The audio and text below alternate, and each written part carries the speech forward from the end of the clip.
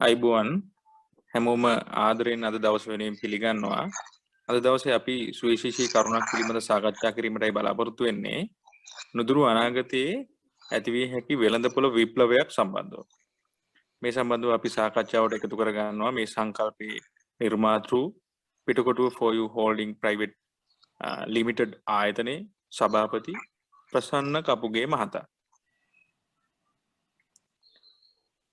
ඉතින් මම මුලින්ම කැමති ඔබ මේ වගේ ව්‍යාපාර ශාස්ත්‍රයක් තෝරගත්තේ ඇයි කියලා දැනගන්න.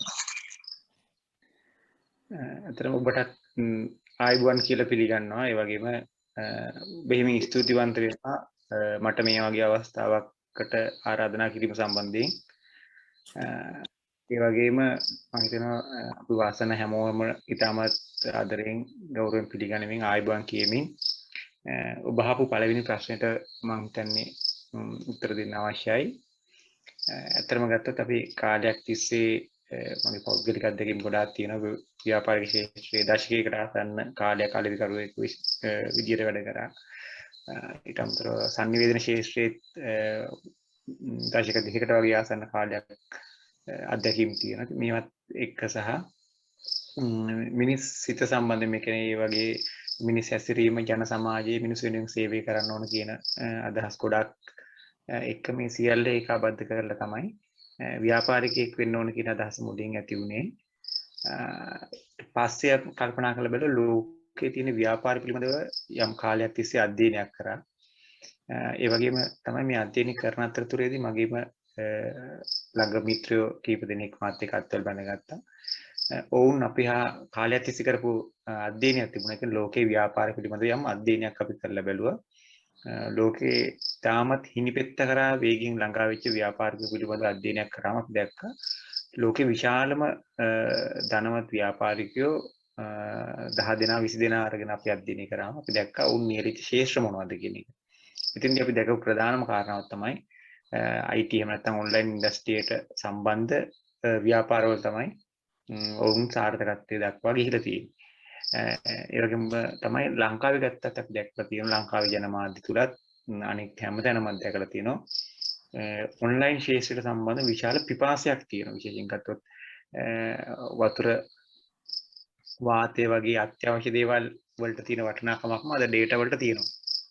ඉතින් ඒ නිසා අපි දැක්කා මේ ශාස්ත්‍රයේ යම් අධ්‍යයනයකින් එක ලංකාවේ පෙරලියක් ලෝකේ පෙරලිකාර ව්‍යාපාර බිහි වෙන්නේ ඔන්ලයින් ඉන්ඩස්ට්‍රියත් එක්ක කියන එක. ඉතින් මෙන්න මේ කියන අධ්‍යයනයේ ප්‍රතිඵලයක් විදිහට තමයි ලංකාවෙත් මේ පෙරලිය අපට කරන්න පුළුවන්. ලංකාව රටක් විදිහට නගා සිටවන්න පුළුවන් කියන හැඟීමත් එක්ක සහ අපේ ලංකාවේ සහ ලෝකයේ ඉතිහාසයේ ඔන්ලයින් ඉන්ඩස්ට්‍රියට අදාළ සේවය කරපු ගොඩක් ව්‍යාපාරික ආයතන ඒ වගේ තමයි සමහර නායකයන්ගේ අත්දැකීම් සියල්ල එකතු කරගෙන අපිට සාම්ප්‍රදායික ගමනකට එහා වෙනස් ගමනක් යන්න ඕන කියන තීරණයට මාත් මගේ කණ්ඩායමත් එකතු වෙන්නේ. මම හිතනවා ඒක අපි යම් සැලකිය යුතු දුරක් ඇවිල්ලා තියෙනවා. අපිට යන්න තියෙන දුර තවත් බොහෝ වැඩි කියලා තමයි මගේ අදහස තියෙන්නේ. හොඳයි. එතකොට මේ මොකද්ද මේ පිටකොටුව For You කියන්නේ? ඇත්තටම ගත්තොත් මේ ඔබ අහන්නේ අපේ ආයතනයේ නම තමයි ඔබ අහන්නේ. අපි ඇත්තටම ගත්තොත් ලංකාවේ පැරණිතම වෙළඳපොළ තමයි කොළොන්තොට. මේක ඇත්තටම කොළඹ ආශ්‍රිත පිහිටි වරායේ පිහිටීමත් සේදමාවතේ ඉන්දියන් සාගරයේ භූගෝලීය පිහිටීමත් ඉතාමත් වැදගත් වෙනවා මේ ශ්‍රී ලංකාවේ පිහිටීම. මේකත් එක්ක තමයි මේ වරායට වටිනාකමක් නිර්මාණය වෙන්නේ. ඉතින් මම හිතනවා මේ වරාය පදනම් කරගෙන තමයි කොළඹ සහ එහෙම නැත්නම් පිටකොටුව කියන එක වෙළඳපොළක් බවට පරිවර්තනය වෙන්නේ. අතරම ගත්තොත් මේක ඓතිහාසික තැනක්. මේකේ සිංගප්පූරුවේ ලීක්වන් මහත්තයා එයාගේ තරුණ කාලේදී ලංකාවට ඇවිල්ලා කොළඹ ඇවිදිද්දි එයාගේ අම්මට ලියපු ලියුමක් ගැන මම අහලා තියෙනවා. අම්මට ලියුමක් ලියලා තියෙනවා. කවදා හරි සිංගප්පූරුව කොළඹ වගේ කරනවා කියන අදහසක් ඔහු එකකින් ප්‍රකාශ කරලා තියෙනවා. මම හිතන්නේ මේක ජනප්‍රිය අදහසක්. ඉතින් ඇත්තටම ගත්තොත් ඒකට ඒ සිංගප්පූරුව හදන්න පිටකොටුව පාදක වුණා කියන අදහසක් තමයි මෙතනින් මතුවලා තියෙන්නේ. ඒතර කොළඹට අදහස් කරන්නේ නැත්තේ ඔහු පිටකොටුව තමයි. ඉතින් ඒ නිසා අපි මේ වගේ රටක් ගොඩනගන්න නිමිත්තක් සපයපු තැනක් තමයි පිටකොටුව. ඉතින් එහෙනම් අපි හිත කල්පනා කරපේ කණ්ඩායම ලංකාව දියුණු කරන්නත් එහිම පරමාදර්ශයක් ගත්තොත් හොඳයි කියන එක පැත්තකින්. අනිත් පැත්තෙන් ගත්තොත් අද ඔය තියෙන පිටකොටුව විශේෂයෙන් බෝගහ ළඟ තියෙන පිටකොටුව නුදුරු දිනකදී මෙතනින් ඉවත් වෙන්න. එහෙම නැත්නම් මේක නවීකරණය වීමට තියෙන ඉඩකඩ වැඩි. මොකද විශේෂයෙන් පෝට් සිටි එක නිර්මාණය වෙනවත් එක්කම මුළු කොළඹ නගරෙම විශේෂ නවීකාරක තත්යකට ගොඩ නැගෙනවා. එතකොට අපිට අපේ પરම්පරාව තමයි බොහෝ විට අද තියෙන පිටකොටුව දකින අවසාන પરම්පරාව බවට පත් වෙන්න පුළුවන්කම තියෙනවා. ඒ නිසා අපි කල්පනා කරා ඒට ගෞරවයක් විදියටත් ලංකාවේ ඉතිහාසයේ පැරණිම වෙළඳපොළ විදියටත් ඒ වගේම තමයි තාමත් ලංකාවේ තොග වෙළඳපොළ මිල තීරණය කරන මර්මස්ථානයේ බවට පත් වෙලා තියෙන අදහසත් ඒ වගේම තමයි අර ලීක්වන් මහත්තයායි සිංගප්පූරුව ගොඩනගන නිමිත්ත වස්තු බීජ සපයපු තැනක් විදියටත් මේ සියල්ල එකතු කරලා කල්පනා කරා අපේ ආයතනයේට Pitakotuwa for you holding private limited කියන නමත් ඒ වගේම අපේ වෙබ් අඩවියට පිටකොටුව for you කියන අදහසත් එකතු කරන්න අපි අදහස් කරා. ඒ වගේම ඔබ අහපු ප්‍රශ්නේ තවත් කොටසක් තියෙනවා තමයි 4 කියන අදහස මේ 4 කියන එක හතර ඉලක්කමක් මේක ඇතුළේ අපි එකතු කළා. පිටකොටුව කියන වලට අමතරව අපි හතර ඉලක්කමකුත් එකතු කළා තියෙනවා. එතන මේකෙන් අදහස් කරන්න තියෙන්නේ අපි ජයග්‍රහණ හතරක් පිළිබඳව විශ්වාස කරන මේ ආයතනයේ දියුණු වීමෙන් පස්සේ එකක් තමයි මේ රටේ පාරිභෝගිකයෝ ජයග්‍රහණය කරන්න ඕන කියන එක අපේ අදහසක් තියෙනවා. ඒ වගේම තමයි මේ ආයතනයේ ජයග්‍රහණය කළ යුතුයි කියන අදහසක්. ඒ වගේම තමයි මේ රටේ ජනතාව ජයග්‍රහණයට පත් කරන්න. ඒ වගේම මේ රට ජයග්‍රහණයට පත් කරන්න. ජයග්‍රහණ හතරක් පිළිබඳව අපි විශ්වාස කරන නිසා ෆෝවින් සංකල්පය එකතු කරගෙන තියෙන මේ ජයග්‍රහණ හතරෙන් පරිපූර්ණ ජයග්‍රහණයක් අපට අත් කර ගැනීමට හැකියාවක් තියෙන නිසා මම හිතනවා පිටකොටුව කියන නමත් ඒකට හතර එකතු වීමටත් හේතුව මේ මම හිතනවා ඒක ප්‍රශ්නෙට ප්‍රමාණවත් උත්තරයක් ඔබට ලැබෙන්නේ නැති.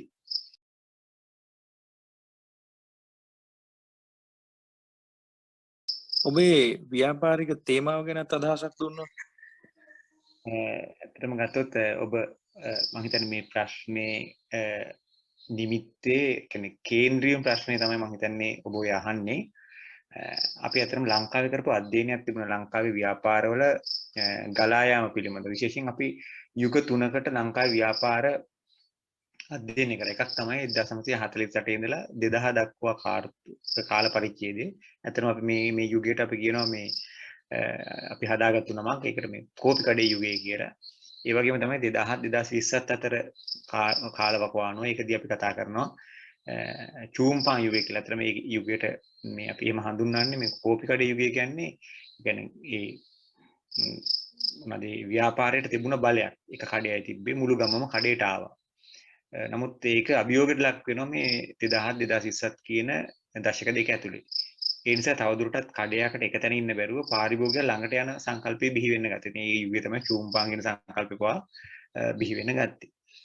ඊට අමතරව ගත්තාන් පස්සේ අපි දකින තුන්වෙනි යුගය කියන්නේ 20යි 20න් පස්සේ. කියන්නේ අපි ජීවත් වෙන සහ 20යි 25 වගේ යුගය කියන තුන්වෙනි යුගය. මේ යුගයේ පෙරලිකාර යුගයක්. මේ යුගය අතරම ගත්තතින් අපි අතරම 20යි 25 යුගය ගත්තොත් අද ස්මාර්ට්ෆෝන් එක හැදිලා වැඩිලා ඉන්න හතේ පන්ති ළමයි මේ රටේ පුරවැසිභාවය ලබන යුගය තමයි 20යි 25. ඒ අයට අවුරුදු 18 පිරුණා. එතකොට සාම්ප්‍රදායික ව්‍යාපාර පුටු වලින් ගොඩක් ව්‍යාපාරිකයෝ නික්ම යාමට යෝජිතයි. අලුත් පරම්පරාව මේ පුටු වලින් ඉඳ ගන්න. එතකොට අලුත් පාරිභෝගික සමාජයක් බිහි වෙලා තියෙනවා. දැන් අදටත් ඒ සමාජයේ තියෙනවා. ඒ කියන්නේ ඇඳුම ඔන්ලයින් ගෙන්නන, සෙරෙප්පු දෙක ඔන්ලයින් ගෙන්නන අපි කවදාවත් නොහිතපු පිරිසක්. හැම දෙයක්ම සර්ච් කරලා බලන හැම ප්‍රොඩක්ට් එකක්ම හැම සර්විස් එකක්ම ඕනම අවශ්‍යතාවයක් සර්ච් එන්ජින් එකක් යූස් කරන්න පෙළඹෙන පරම්පරාවක් හැදෙනවා. ඉතින් මෙන්න මේ තුන්වෙනි යුගයට අපි පය තියෙනකොට අපි කල්පනා කරා අපි මෙන්න මේ යුගයට ගැළපෙන විදිහට ලංකාවේ ව්‍යාපාරික ප්‍රජාව සකස් කරේ නැත්නම් අපට ගමනක් නැහැ. මොකද හේතුව තමයි ලංකාවේ ඕනම රටක ව්‍යාපාරික ප්‍රජාව තමයි ඒ රටේ කොදුනාරටි බවට පත් වෙන්නේ. එතකොට ඒගොල්ලෝ ව්‍යාපාරික ප්‍රජාවේ ශක්තිය මත තමයි ලංකාවේ නැත්නම් ලෝකේ ඕනම රටක මහ භාණ්ඩාගාරයට මුදල් පොම්ප වෙන්නේ. ඒ වගේම තමයි රැකී ආරක්ෂා කරන තත්ම පරම්පරාවට රැකී ආරක්ෂා පොම්ප වෙන්නේ මේ ව්‍යාපාරික ප්‍රජාව ගොඩ නැගුණොත් තමයි. එතකොට මෙන්න මේක මෙන්න මේ ක්‍රියාවලියේදී ව්‍යාපාරික ප්‍රජාවත් ශක්තිමත් නොවුනොත් රටක් දියුණු වෙන්න බෑ කියන සංකල්පය අපි හඳුනාගෙන තියෙනවා. ඉතින්දී අපි දැක්ක එක තමයි ලංකාවේ ප්‍රතිශතයක් විතර ගත්තොතින් ඔන්ලයින් නැත්නම් මේ ඔන්ලයින් ඉන්ඩස්ට්‍රි එකත් එක නැත්නම් සයිබර් අවකාශයේ දක්වා තමන්ගේ ව්‍යාපාර මහ පොළොවෙන් උඩට ගෙනියපු ව්‍යාපාරික ප්‍රජාව 3.5ක් වගේ සුළු පිරිසක් තමයි ඉන්නේ. ඉතින් අපි කල්පනා කරා 95ක් කියන්නේ අති බහුතරයක්. ඒ කියන්නේ සමස්තය කිව්වට නිවැරදි. ඉතින් 95ක් තරම් පිරිසක් ඉන්නෝ සයිබර් අවකාශයට තමන්ගේ ව්‍යාපාර අරගෙන ගිහිල්ලා නැහැ. තාමත් මහ පොළොවේ තියෙන භෞතික විපර්යාසයන්ට භාජනය වෙමින් හැලහැප්පීම් වලට භාජනය වෙමින් ලාභ පාඩු ලැබෙමින් ගත කරනවා. ඉතින් අපි කල්පනා කරා මෙන්න 95ක් කියන්නේ විශාල පිරිසක්. අපේ තේමාව බවට පත් වෙලා තියෙන්නේ මෙන්න මේ ඕෆ්ලයින් වෙච්ච ව්‍යාපාරික ප්‍රජාව ඔන්ලයින් කිරීමේ ක්‍රියාවලිය. මේක සුළුපටු අභියෝගයක් නෙමෙයි, විශාල අභියෝගයක්. එහෙත් අපි කළ හැකි සහ කළ යුතු ක්‍රියාවලියක් කියලා අපි තේරුම් අරගෙන තියෙනවා. ඒ නිසා ලෝකයේ බොහෝ ආයතන, බොහෝ වෙබ් අඩවි මේ ඔන්ලයින් ඉන්ඩස්ට්‍රියේ ඉන්න ව්‍යාපාරිකයොත් එක්ක වැඩ කරනවා එක වෙනුවට අපි තෝරගත්ත වෙනත් මඟක්. අපි තෝරගත්ත ඔන්ලයින් ඉන්ඩස්ට්‍රියට අත්වත් නොතිබු ඔන්ලයින් ගැන විශ්වාස නොකරන හිතපුවත් නැති පිරිසක් එක්ක විශේෂයෙන් ගත්තම ගොවියෝ, දීවරයෝ, සුළු කර්මාන්ත, ගෘහ කර්මාන්ත කරන ඉන්න තාමත් ඕෆ්ලයින් වෙලා ඉන්න පිරිසත් එක්ක අපි වැඩ කරන්න තීරණය කරා. ඒ නිසා මම හිතනවා අපේ ටීම් එක, අපේ කම්පැනි එකේ සහ අපේ කණ්ඩායමේ ටීම් එක බවට පත් වෙලා තියෙන ඔබ කිව්ව හරියට හරි ඔන්ලයින් ව්‍යාපාරය වෙනුවට ඕෆ්ලයින් ව්‍යාපාරයන් ඔන්ලයින් කිරීමේ ක්‍රියාවලිය. ඒ නිසා ඇත්තටම ගත්තොත් ඔබේ පැහැදිලි කිරීම හරි අපේ ටීම් එක වෙනස්. ඔව්. ඒ කියන්නේ මේ ඔබ කියන මේ කරුණුත් එක්ක මට හිතෙනවා ඔබ සාම්ප්‍රදායික ඔන්ලයින් වෙළඳ ව්‍යාපාරික ශාස්ත්‍රය වෙනත් දිශානතියකට යොමු කරන්න හදනවා කියලා. ඇත්තටම ඔව්. ඉතින් අපි ඇත්තටම ගන්න ඕන මේ තව දුරටත් ලෝකේ මහ පොළොව, ඒ කියන්නේ අපි දන්න මේ පෘථිවි පෘෂ්ඨයේ තව දුරටත් වෙළඳ නගර ඉදි කරන්න පස වැය කරන එක අපරාධයක්. ඇත්තට මහ පොළොව තියෙන්න ඕන සත්තුන්ට, මිනිසුන්ට, ජලයට සහ ගස් වැල් වලට ජීවත් වෙන්න තමයි තව දුරටත් මේ මහ පොළොව තියෙන්නේ. මොකද දැන් මහ පොළොව පැක්. ඉතින් අපි තව දුරටත් මේ ලොකු අපරාධයක් මේ මහ පොළොව ව්‍යාපාර වෙනුවෙන් වෙන් කරන එක. මොකද ඊට අවශ්‍ය ප්ලැට්ෆෝම් එකක්, තෝතැන්නක් දැනටමත් නිර්මාණය වෙලා තියෙනවා. මේ මානව පරිණාමයේ මහා විස්මිත සොයා ගැනීම තමයි මේ සයිබර් අවකාශය කියන එක. අපි ඒකේ ආදි කර්තෘවරුන්ට ගෞරව කරන්න ඕන. මේක ඇත්තටම ගත්තොත් අහසත් පොළොවත් අතර ඉදිවෙන අති දැවැන්ත අවකාශයක්. මේක වෙනම තාක්ෂණයක්. ඉතින් මේ තාක්ෂණය තුල වෙළඳ නගරයක් ඉදි කරන්න පුළුවන්කමක් තියෙනවා. ඉතින් ඒ නිසා තවදුරටත් මහ පොළොව ගොඩ කරලා, මහ පොළොව යට කරලා ඒක තුල ගොඩනැගිලි හදලා ව්‍යාපාර නගර ඉදි කරන එක මහා අපරාධයක්. ඉතින් ඒ නිසා දැන් මහ පොළොවේ ඉඩමදි. ඉතින් ඒ නිසා මේ තියෙන ඉඩකඩ අපි සත්තුන්ට, සතා සිව්පාට, ගහකොළට ජීවත් වෙන්න ඉඩ ඇරලා අපේ වෙළඳ නගරය අපි අරගෙන යන්න ඕන සයිබර් අවකාශයට. ඒ නිසා අපි වෙනස් වෙන්න ඕන. මේක ටිකක් අපි මේ කියන අදහස ටිකක් විවාදාත්මක අදහසක් වෙන්න පුළුවන්. මිනිසුන්ගේ ටිකක් ගෝචර නොවෙන්න පුළුවන්. හඳුනා ගන්න බැරි වෙන්න පුළුවන්. තේරුම් ගන්න බැරි වෙන්න පුළුවන්. ඒ වුණත් ඒ කටුක ඇත්ත ඒක තමයි. ඉතින් ඒ නිසා තවදුරටත් මේ මහ පොළොවේ ගොඩනැගිලි ගහන එක වෙනුවට අපි සයිබර් අවකාශයට අපි ව්‍යාපාර අරගෙන යන්න ඕනේ. ඒ නිසා අපි ඇත්තටම ගත්තොත් ඔබ කිව්වා හරි. අපි මේ ව්‍යාපාරික දිශානති අපි වෙනස් කරනවාම තමයි ඒකට අවශ්‍ය කරන මූලික දේවල් ටික අපි සකස් කරලා තියෙන්නේ. මම හිතන්නේ නුදුරු අනාගතයේදී පිටකොටුව ෆෝයු කියන්නේ ඒ පෙරලිකාර අත්දැකීම් එකතු කරන ප්‍රධාන ආයතනයක් බවට පත් වෙනවා අපට හුඟක් විශ්වාසයි. හොඳයි. අපි දැන් පොඩ්ඩක් පිටකොටුව ෆෝයු වෙබ් අඩවිය දිහට හැරෙමුකෝ. මේකේ විවිධ අංශ ගණනාවක් තියෙනවා. අපි එකින් එක විග්‍රහ කරගමු. මොකද්ද මේ පෙටා මෝල් කියන්නේ? ඇත්තටම ගත්තොත් මේ අපේ ආයතනයේ එළියට පේන කොටස තමයි මේ අපේ සයිට් එක. එතන අපේ දැක්ම හොඳටම විදහා පාන තැනක් තමයි වෙබ් අඩවිය කියන එක. ඉතින් ඇත්තටම ගත්තොත් මම හිතනවා අපේ IT කණ්ඩායම මේකේ ලෝකේ තියෙන ඉහළම භාෂාවන් පාවිච්චි කරලා ඒකට අවශ්‍ය කරන තාක්ෂණික දේ සර්වර්ස් පාවිච්චි කරලා තමයි මේක ගොඩනගලා තියෙන්නේ. සියලු කියන්නේ ලෝකේ තියෙන ඕනම ව්‍යාපාර මේකට එකතු කරත් ඒක දරා ගන්න පුළුවන් ප්‍රමාණයට තමයි මේකේ තාක්ෂණය සකස් කරලා තියෙන්නේ. මොකද අපි මේක ආරම්භයේදීත් අපි දකිනවා ලංකාවේ මිලියන 4.5ක් ව්‍යාපාරික සුළු හා මධ්‍ය පරිමාණ ව්‍යාපාරිකයෝ ඉන්නවා. මිලියනයකට ආසන්න පිරිසක් ඉන්නවා ගෘහ කර්මාන්ත නැත්නම් කුඩා ව්‍යාපාර කරන. මෙන්න මේ සියල්ල සහ ගොවියෝ කියන්නේ ඊටත් වඩා විශාල පිරිසක්, දීවරයෝ කියන ඒ වගේම පිරිසක්. මේ සියල්ලම ඒකාබද්ධ කරන්න පුළුවන් ලොකු වෙබ් අඩවියක් හදන්න ඕන කියන අදහසක තමයි අපි හිටියේ. ඉතින් මම හිතනවා මෙන්න මේ කැටගරි කෙනෙක් මෙයා ඔබ හඳුනා ගන්න තියෙන මේ අංශ ගත්තාන් පස්සේ මේ අංශ පදනම් වෙන විවිධත්වයත් එක්ක. ඉතින් ඔබ මුලින්ම මගෙන් අහනවා මේ පෙටා මෝල් කියලා මේකේ සෙක්ෂන් එකක් තියෙනවා. ඒ ගැන තමයි මේ අහන්නේ. ඉතින් අතරම ගත්තොත් මේ පෙටා මෝල් කියන සෙක්ෂන් එකේදී අපි බලාපොරොත්තු වෙන්නේ ලංකාවේ දැනටමත් ඔන්ලයින් ඉන්ඩස්ට්‍රි එකේ නැත්නම් ඔන්ලයින් හරහා භාණ්ඩ සේවා අලෙවි කරන ව්‍යාපාරිකයන්ට රැඳෙන්න තමයි ස්ථානය හදලා තියෙන්නේ. ඉතින් අතන ගත්තොත් ඒකෙදී පේමන්ට් ගේට්වේ එක, ඊට පස්සේ ඔන්ලයින් ඕඩර් කරන එක, ඒ වගේම තමයි ඔන්ලයින් ප්‍රොඩක්ට් එකතු කරන කොටස. අපි අතරම කලින් අර අනිකුත් ආයතන සහ අනිකුත් වෙබ් අඩවි හඳුනාගත්තු 100%ක 5ක් වගේ ප්‍රතිශතයක් දැනටමත් ඔන්ලයින් ඉන්ඩස්ට්‍රි ඉන්නවා. ඒගොල්ලෝ ඒ ව්‍යාපාරික ප්‍රජාවට අවශ්‍ය කරන පහසුකම් සපයන්න තමයි මේ පෙටාමෝල් කියන කොටස සකස් කරලා තියෙන්නේ. ඉතින් මම හිතන්නේ ඒකෙදි දැනටත් ඔන්ලයින් ඉන්න පිරිසට වඩාම ආකර්ෂණීය වඩාම සිද්ගත් තැනක් මේ පෙටාමෝල් බවට පත් වෙන්න පුළුවන්කම තියෙනවා. එතකොට මේ පෙටා ස්ට්‍රීට් කියන්නේ ඇත්තටම ගත්තොත් මේ පෙටා ස්ට්‍රීට් අපි හඳුනගන්නේ අපි අර කලින් කියපු ඔබ අහපු මුල්ම ප්‍රශ්නෙත් එක්ක සම්බන්ධයි. අපි මුලින්ම පැහැදිලි කරා පිටකොටුව ඓතිහාසික අපේ වෙළඳ නගරේ ওই තියෙන ඓතිහාසික බවින් මිදීමට තියෙන අවකාශය වැඩි කියලා. එතකොට එතෙන්දී අපි දකිනවා මේකේ සම්ප්‍රදායික මාවත් ගොඩක් තියෙන එකක්. උදාහරණයක් ගත්තොත් ඒකේ ජනප්‍රිය මාවත් කීපයක් තියෙනවා. පළවෙනි අරස්සීදිය, දෙවෙනි අරස්සීදිය, ඒ වගේම මල්වත්ත පාර, මේ වගේ රැජින වීදිය, මේ වගේ ගොඩාක් ජනප්‍රිය පාරවල් ඒ වීදි වලට අනන්‍ය වෙළඳ ප්‍රජාවක් ඉන්නවා. අපි දන්නවා මල්වත්ත පාරට ගියාම තියෙන නිෂ්පාදන මොනවද කියලා අපි දන්නවා. පළවෙනි හරස් වීදියට ගියාම මොනවද තියෙන්නේ කියලා දන්නවා. ඉතින් අපි මේ ඇත්තටම ගත්තොත් අපේ තියෙන පිටපොටුවේ තියෙන සියලු වීදි ටික අපි මේ අපේ වෙබ් අඩවියට අරන් තියෙනවා. අපේ අනාගත සැලැස්ම බවට පත් වෙලා තියෙන්නේ මේ ඒ වීදි වල ඉන්න ව්‍යාපාරිකයෝ ඒ වීදියේ නමින්ම අපේ වෙබ් අඩවිය ලියාපදිංචි වෙන්නේ.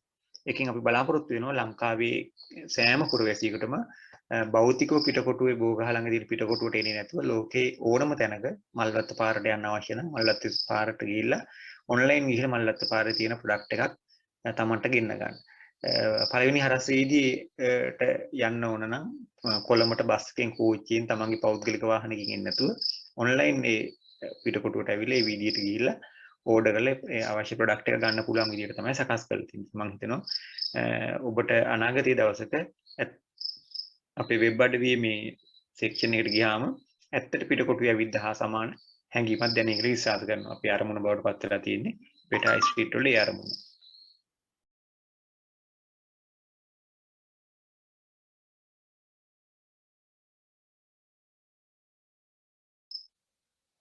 ඔව්. ඒ වගේම මේ තවත් අංශයක් තියෙනවා මේ පෙටා ටවුන් කියලා. ඒකත් ඔබේ තියෙන තව විශේෂ අංගයක් මං හිතන්නේ. ඔව් ඇත්තටම ගත්තොත් මේ පෙටා ටවුන් වල අපි බලාපොරොත්තු වෙන්නේ නගරයක තියෙන පහසුකම් ටික.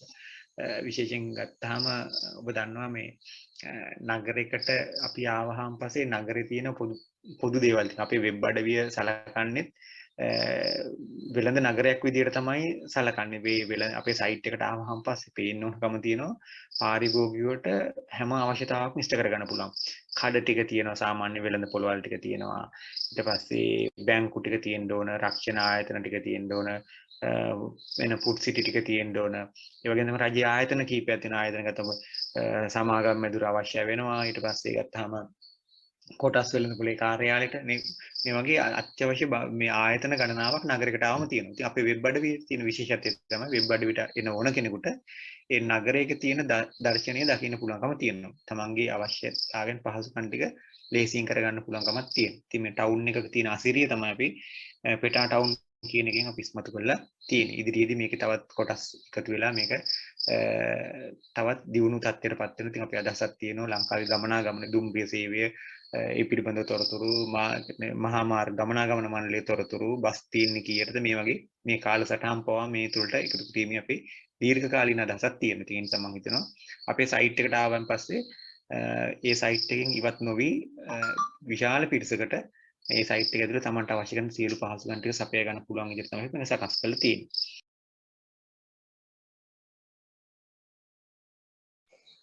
ෆොරින් ෆෙයා මම හිතන්නේ මේ තවත් විශේෂ අංගයක්. මේක ගැනත් පොඩ්ඩක් පැහැදිලි කරොත්. විතරම ගත්තොත් මේ ෆොරින් ෆෙයා කියලා අපි අදහස් කරලා තියෙන ලෝකෙ තියෙන top 15 ප්‍රධාන වෙළඳ පොළවල් 15.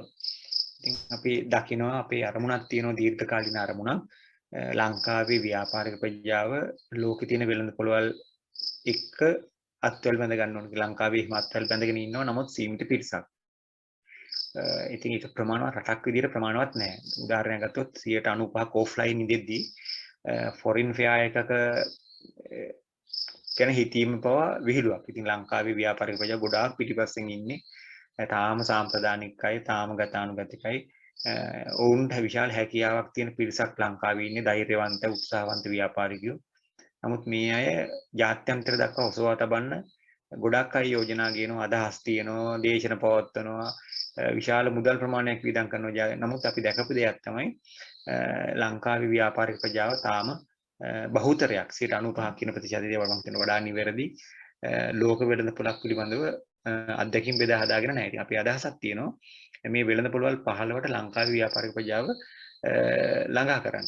අපි අදහස් කරනවා අපේ මේ වෙබ් අඩවිය නැත්නම් අපේ ආයතනයේ අපි බලාපොරොත්තු වෙන ඉලක්කයට ලබන අවසරය අපි ළඟා කරපුවාම මම හිතනවා ලංකාවේ ලෝකෙම පිටකොටුව කියන වෙබ් අඩවිය හොඳ නමක් දිනුන තැනක් බවට පත් වෙනවා. අපේ හීනයක් තියෙනවා ලෝකයේ වෙළඳ පොළවල් වලට ලංකාවේ දක්ෂ තරුණ තරුණියෝ ව්‍යාපාරික තරුණ තරුණියෝ සහභාගී කරන්න ගුවන් ටිකට්පත් ලබා දෙන්න ඒ වගේම තරඟ ඉසව් නිර්මාණය කරන්න ඒගොල්ලෝගේ නිෂ්පාදන ඒ වෙබ් අඩවි වලට නැත්නම් වෙළඳ පොළ වලට ඉදිරිපත් කරන්න ඒකම ඒ වගේ තාක්ෂණික දැනුම අපේ ව්‍යාපාරික දරුවන්ට ලබා දෙන්න ඒ වගේ ගොඩාක් ලොකු බලාපොරොත්තු තියෙනවා මම හිතන්නේ ඒක ලබන අවුරුද්ද වෙනකොට අපි හිතනවා මේ අභියෝගය ජයග්‍රහණය කරන් පස්සේ ලොකු අවස්ථාවක් හම්බ වෙයි කියලා. ඉතින් ඒ අරමුණත් එක්ක තමයි අපි ෆොරින් ෆෙයා කියන සෙක්ෂන් එක අපේ සයිට් එකට එකතු කරලා තියෙන්නේ. මම හිතනවා ඔබට ප්‍රමාණවත් ඇති පිළිබඳව පැහැදිලි කිරීම.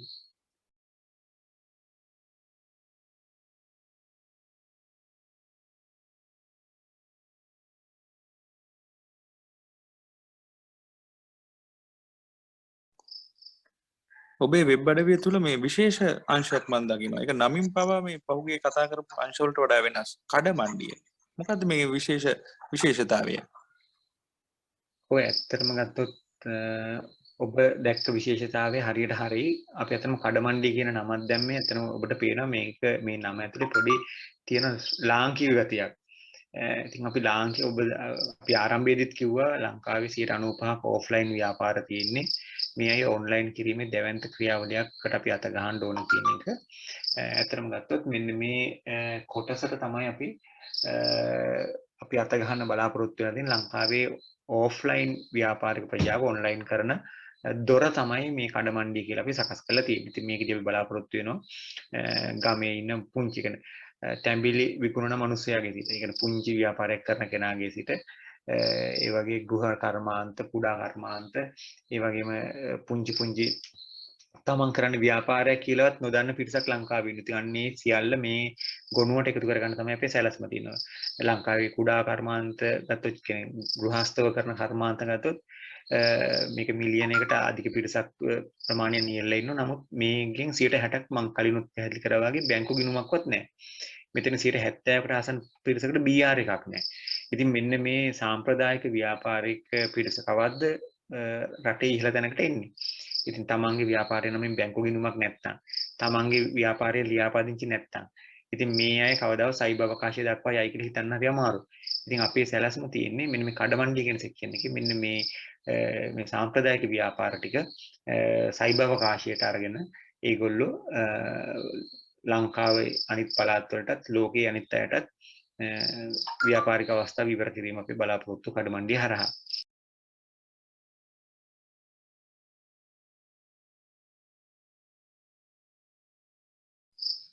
ඔව් අපි ඔබේ දැක්ම ඇත්තටම අගය කරනවා. ඒකම අපි අපි දකිනවා මේ විශේෂතාවය. දැන් බලන්න මේ කොරෝනා ව්‍යසනයත් එක්ක මේ හැමදේම ඔන්ලයින් වෙලා. අධ්‍යාපනය ඔන්ලයින්. දැන් මම දැකලා තියෙනවා බෙහෙත් දෙන්න පවා සමහර වෙලාවට ඔන්ලයින්. ඉතින් මේ වගේ තත්ත්වයක් එක්ක ඔබ කියන තත්ත්වයක් එක්ක ඔබ පැහැදිලි කළ දේවලුත් එක්ක අනාගතයේ ව්‍යාපාරිකයන් ඔන්ලයින් නොවුනොත් මොන වගේ ගැටලු ඇති වෙයිද? ඇත්තටම ඔබේ හඳුනා ගැනීම අපේ හඳුනා ගැනීමට හරි සමානයි. මම හිතන්නේ ඒකට ඔබට ස්තුතිවන්ත වෙන්න ඕන. මම හිතන්නේ මේ ප්‍රශ්නේ තමයි කේන්ද්‍රීය ප්‍රශ්නේ බවට පත් වෙලා තියෙන්නේ. එක එක යුගවල සමාජයේ වෙනස් වෙන්නේ එක එක සාධක මත.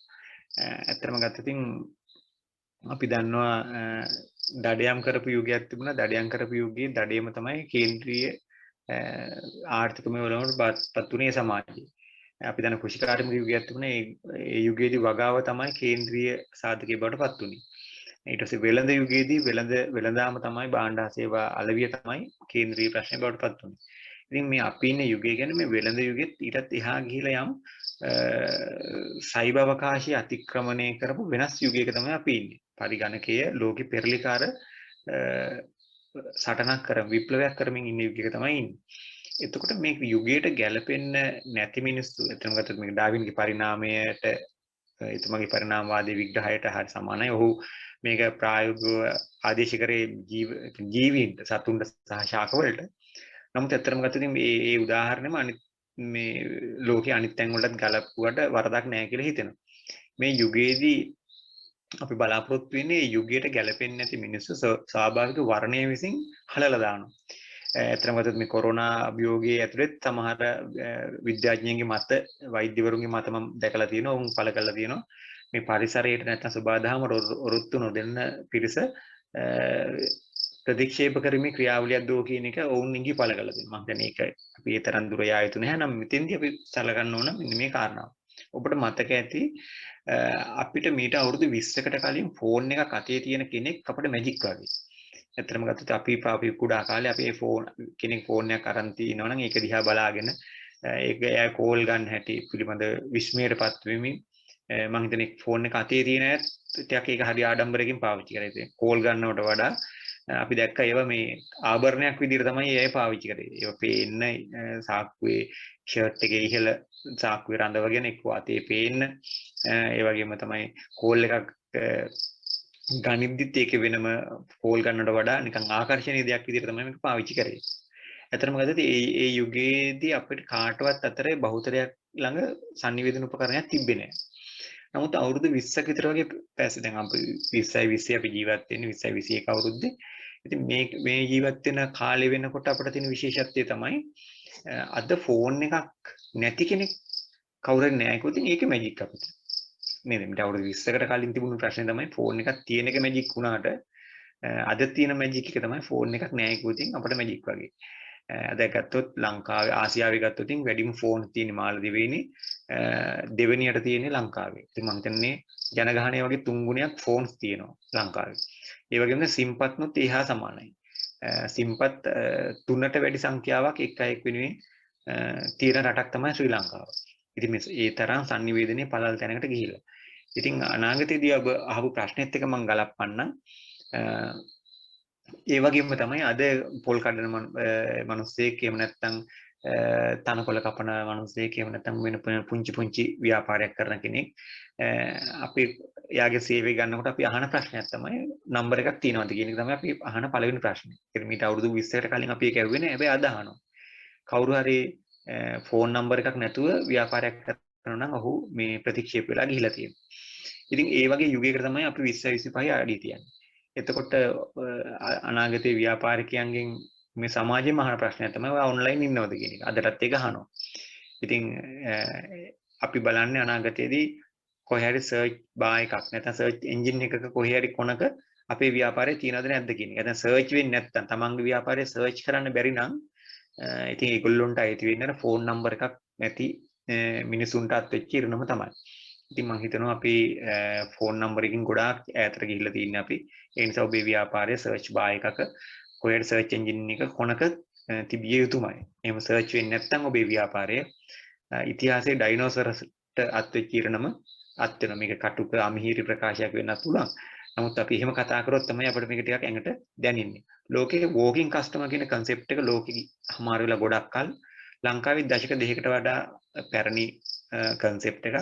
ඉතින් තාමත් නමුත් ලංකාවේ තාම සම්ප්‍රදායික ව්‍යාපාරිකයෝ දොරවල් අරන් ඉන්නෝ ව්‍යාපාරිකයෝ තමන්ගේ කඩේට එනකම්. නමුත් ඒ වගේ මැසිවිලි නගනෝ බිස්නස් අඩුයි කියලා. ඉතින් අපි මේ ව්‍යාපාරිකයන්ට කියන්නේ මේ සාම්ප්‍රදායික තැනින් ඔබට ගිහිල්ලා ඔබේ ව්‍යාපාරයේ සර්ච් බාර් එකකට දක්වා අරගෙන එන්න මහ පොළොවෙන් සයිබර් අවකාශයට ගන්න කියන එක. ඉතින් මම හිතන්නේ ඔබේ ප්‍රශ්නෙට ටිකක් දිග වුණත් උත්තරේ මම හිතන්නේ ඒක දිය යුතුයි කියලා විශ්වාස කරනවා. අනාගතයේ සයිබර් අවකාශයේ දක්වා නොයන ව්‍යාපාර සමාජයෙන් ඉවත් වීමට යෝජිතයි. මම හිතන්නේ ඔබේ ආයතනය මේ භූමියේ වෙලහිලදාම් කරන ව්‍යාපාරික ප්‍රජාවට වගේම නිෂ්පාදකයන්ටත් ප්‍රතිලාභ ලබා දෙන්නයි සැලසුම් කරලා තියෙන්නේ. ඒක එහෙම නේද? ඔය ඇත්තටම හරි ඔබේ ප්‍රශ්නේ මම හිතන්නේ හරියට නිශ්චිතවම ඇහුවා. අපි ඇත්තටම සැලසුම් කරන්න ව්‍යාපාරිකයෝ ලංකාවේ ව්‍යාපාරිකයෝ ඔන්ලයින් කරාට ව්‍යාපාරිකයෝ අලෙවි කරන්නේ නිෂ්පාදකයන්ගේ භාණ්ඩ හසේවා. ඉතින් ඒ නිසා අපි දකින හොඳම උදාහරණ තමයි ලංකාවේ ගොවි ජනතාව. හොඳ නිෂ්පාදකයෝ මම හිතන්නේ ලංකාවේ ගොවි ජනතාව කියන්නේ තාමත් ධෛර්යවන්ත, ශක්ති සම්පන්න විශාල ඥානයක් වගා කිරීම පිළිබඳ විශාල සාම්ප්‍රදායික ඥානයක් සහිත මිනිස්සු. ඉතින් මේ අය හැමදාම වී වෙන්න පුළුවන්, මුං ඇට වෙන්න පුළුවන්, ලූණු වෙන්න පුළුවන්, අල වෙන්න පුළුවන් මේ වගේ නිෂ්පාදන හැමදාම කරලා නිෂ්පාදන අස්වැන්න නෙලනකොට ඒ අය පිකට් කරනවා.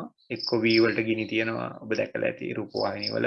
ඒ වගේම තමයි අල විසි කරලා දානවා. ඊට පස්සේ කිරි ටික මහ පොළවේ හලනවා. ඊට පස්සේ දීවරයන්ගේ මාළු ටික පැත්තකට විසි කරලා දානවා. එතකොට මෙන්න මේව නියමිත මිලක් නැහැ කියලා මැසිවිලි නගනවා. ඒ වගේ තමයි කුඩා කර්මාන්ත කරන අයත් කියනවා දැන් අපේ නිෂ්පාදනය කරාට නිෂ්පාදන අලෙවි කරගන්න තැනක් නැහැ කියලා මැසිවිලි නගනවා. හැමදාම චෝදනා තියෙනවා. ඉතින් මෙන්න මේක අපි හඳුනගෙන තියෙනවා. ඉතින් අපි කල්පනා කරා අපේ වෙබ් අඩවියේ නිෂ්පාදකයන්ට වෙන් කරන්න. ඒ කියන්නේ එක පැත්තක ව්‍යාපාරිකයන්ට අපේ දොර විවෘත වෙනවා වගේම අනිත් පැත්තෙන් නිෂ්පාදකයෝ අපේ තව දොරක් හදන්න. එතකොට මේ දොරවල් දෙකෙන් මේ දෙගොල්ලෝ ඇවිල්ලා එක ප්ලැට්ෆෝම් එක එක වේදිකාවකට හිට ගන්නවා. එතකොට අපිට ඇත්තටම ගත්තොත් හරි ලේසි මේ වෙළඳපොළ හදන්න. උදාහරණයක් ගත්තොත් අපි දැන් අනුරාධපුරයේ පොළොන්නරුවේ රජරට ගත්තොත් එහෙම නැත්නම් ඇඹිලිපිටියේ හම්බන්තොට ප්‍රදේශය ගත්තොත් අම්පාර ගත්තොත් වී ලැබෙන කාලයට ඇත්තටම කොළඹ ප්‍රදේශයේ ගම්පහ ප්‍රදේශයේ බොහෝ විට කුරුණෑගල නුවර වගේ ගත්තොත් ව්‍යාපාරික ප්‍රජාව බහුල ප්‍රදේශය. ඒතකොට මේ ලංකාවේ ප්‍රධාන ව්‍යාපාරික දිස්ත්‍රික් 8ක් තියෙනවා. මේ ව්‍යාපාරික දිස්ත්‍රික් 8ට අර නිෂ්පාදන දිස්ත්‍රික් වල නිෂ්පාදක පේන්නේ. ඉතින් උදාහරණයක් ගත්තොත් අපිට වී කොයිතරම්ද වී මිල කීයද වී මිල අඩු වෙලාද වැඩි වෙලාද කියන එක කොහෙවත් සර්ච් වෙන්නේ නැහැ. ගොවියා කියන්නේ සර්ච් එන්ජින් එකේ ඉන්න පිරිසක් නෙමෙයි.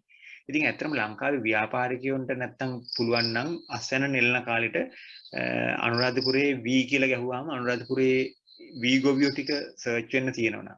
ඒගොල්ලෝගේ ස්ටෝර් එකට ගිහිල්ලා බැලුවාම පස්සේ වීවල් වී මාකට් එක කිලෝ එක කීයක් වෙනවද කියන එක. තෙමුණු වී කොච්චර, තෙමුණු නැති වී කොහොමද කියන අන්නේ පිළිබඳව තොරතුරක් ගන්න පුළුවන්. එහෙම නැත්නම් කුරුණෑගල පොල් බහුල කාලෙට පොල් මිල අපිට බලන්න පුළුවන් නම් කල්පිටිය නැත්නම් මන්නාරමේ දීවරයන්ගේ කරවල සහ මාළු අස්වැන්න මිල ගණන් අපිට දැක ගන්න පුළුවන්කම තියෙනවා. ඇඹිලිපිටිය කෙසෙල් පිළිබඳව අපිට තොරතුරු ගන්න පුළුවන්කම තියෙනවා. ඇත්තටම හරි වටිනවා ව්‍යාපාරයක් ආරම්භ කරන්න ඉන්න තරුණ ළමයෙකුට. එතන ඒ අයට පේනවා මෙන්න මේ කාලේ වී මෙච්චර අඩුයි. එහෙම නැත්නම් එළවලු මේ ගානට අඩු වෙලා තියෙනවා. ඇඹිලිපිටියේ කෙසෙල් වල මාකට් එක මේ ගාන. එහෙනම් ඒගොල්ලෝ පෙළඹෙනවා සර්ච් කරලා ගොවියොත් එක්ක කතා කරලා එහෙනම් තමන්ගේ වාහනයක හරි වෙනත් වාහනකින් හරි ගිහලා බාණ්ඩ අරගෙන පාරිභෝගිකය අතර බෙදා දෙන ව්‍යාපාර විශාල වශයෙන් ආරම්භ කරන්න පුළුවන්කම තියෙනවා. දැන් තියෙන ප්‍රශ්නේ තමයි මේ ව්‍යාපාරිකයයි නිෂ්පාදකයයි එකිනෙකට මූණ පේන්නේ.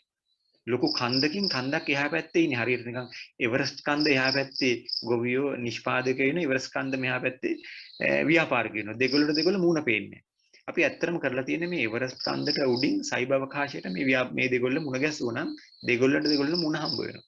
ඉතින් අලුත් ව්‍යාපාරික ප්‍රජාවක් ව්‍යාපාර ආරම්භ කරනවා. එතකොට ව්‍යාපාරික ප්‍රජාවක් ව්‍යාපාර ආරම්භ කරාම නිෂ්පාදකයන්ට ඉහළ වටිනාකමක් ඉහළ මිලක් තරඟකාරීත්වයක් හම්බ වෙනවා. මම හිතන්නේ මේ තමයි නිෂ්පාදක සම්බන්ධයෙන් විවෘත කරපු ඉඩ පිළිබඳව මට කියන්න තියෙන්නේ. ඔව්. දැන් ව්‍යාපාර කරන අයටත් ඒ වගේම නිෂ්පාදකයින්ටත් සහන සැලසෙනවා.